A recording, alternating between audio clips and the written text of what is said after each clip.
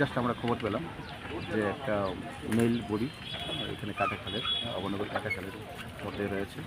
তো সাথে সাথে আমরা আসলাম, অফিসাররা সবাই দেখলাম যে বডিটা এখনও মুখ নিচের দিকে এবং অলরেডি হাফ ডিকম্পোজড। তো বডিটা ফুলে গেছে, চেহারাটা আইডেন্টিফাই করা কঠিন।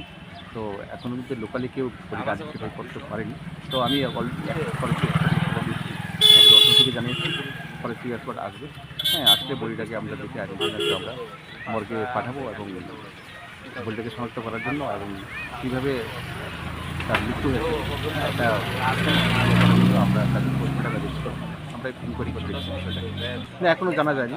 তো কিছু থেকে খুব বৃষ্টি হয়েছিল, ভারী বৃষ্টি হয়েছিল। তো বডিটা দেখেছে, বডিটা বডিটা পুরনো বডি, অলরেডি মানে ডিকম্পোজ হাত বিকৃত হয়ে গেছে, বডিটা খুলে গেছে, তার বিকৃত হয়ে গেছে অ্যাকচুয়ালি শরীর, তার চেহারাটা বিকৃত হয়ে গেছে।